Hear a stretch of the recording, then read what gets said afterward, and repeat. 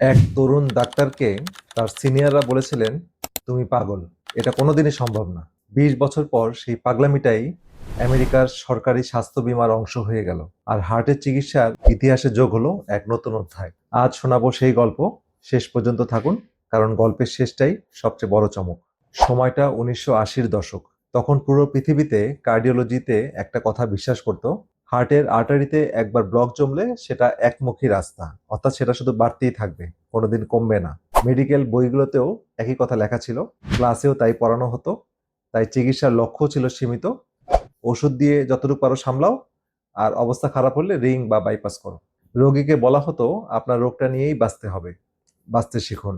কেউ প্রশ্ন করতো না, কারণ প্রতিষ্ঠিত বিজ্ঞানের বিরুদ্ধে প্রশ্ন করা সহজ কাজ না। কিন্তু টেক্সাসের একজন তরুণ, হার্ভার্ডে পড়া ডাক্তার, ঠিক এই প্রশ্নটাই করে বসলেন। তার নাম ডিন অর্নিশ। ডিন অর্নিশের প্রশ্নটা ছিল সহজ কিন্তু বিস্ফোরক।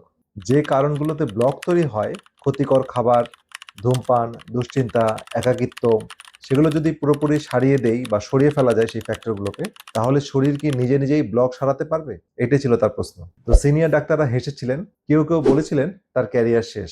গবেষণার টাকা জোগাড় করতে তাকে বছরের পর বছর দরজায় দরজায় ঘুরতে হয়েছে, কারণ কোনো ওষুধ কোম্পানি এই গবেষণায় টাকা দিবে কেন? এখানে তো কোনো ওষুধই বিক্রি হবে না। তাই ওষুধ কোম্পানির কাছ থেকে কোনো টাকা পাওয়া যায়নি। তবুও তিনি হাল ছাড়েনি। অবশেষে ৪৮ জন মারাত্মক হার্টের রোগী নিয়ে শুরু হলো সেই ঐতিহাসিক পরীক্ষা, যার নাম লাইফস্টাইল হার্ট ট্রায়াল। একদল পেল প্রচলিত চিকিৎসা, আরেক দল পেল ৪টা জিনিস: কম চর্বির উদ্ভিজ্জ খাবার, প্রতিদিন মেডিটেশন, নিয়মিত হাঁটা, আর সপ্তাহে একদিন গ্রুপে বসে মন খুলে কথা বলা, সঙ্গে ধূমপান সম্পূর্ণ বন্ধ। নতুন কোনো ওষুধ না, কোনো অপারেশন না। ১ বছর পর সবার অ্যাঞ্জিওগ্রাম করা হলো, কম্পিউটারে মাপা হলো আর্টারি ব্লক যেন ১ মিলিমিটারও এদিক সেদিক না হয়। আর লাইফস্টাইল দলের ৮২% মানুষের ব্লক কমতে শুরু করেছে, বুকের ব্যথাও কমেছে প্রায় ৯১%। ১৯৯০ সালে এই ফলাফল ছাপা হলো বিশ্বের অন্যতম সম্মানিত মেডিকেল জার্নাল দ্য ল্যান্সেটে। এটা মেডিকেল জগতে যেন একটা বোমা ফাটালো। যে জিনিসটাকে অসম্ভব বলা হতো, সেটা এখন ছাপার অক্ষরে, বৈজ্ঞানিক প্রমাণ সহ সবার সামনে। নিউ ইয়র্ক টাইমস লিখলো, এটা হার্টের রোগীদের জন্য অপারেশনের বিকল্প, এক নতুন পথের ইঙ্গিত। আমেরিকার জাতীয় হৃদরোগ গবেষণা সংস্থার পরিচালকও স্বীকার করলেন, এই গবেষণা প্রমাণ করেছে যে শুধু জীবনযাপন বদলেই মারাত্মক ব্লকও কমানো শুরু করা যায়। কিন্তু গল্প এখানেই শেষ না। সমালোচকরা বললেন, ১ বছরের ফলাফলে কি হবে, দেখা যাক পরের বছর টিকে কিনা রিপোর্টটা। ডাক্তার আর্নিশ রোগীদের ৫ বছর ধরে অনুসরণ করলেন। ১৯৯৮ সালে আমেরিকার শীর্ষ জার্নাল জামায়েতে ছাপা হলো সেই ফলাফল।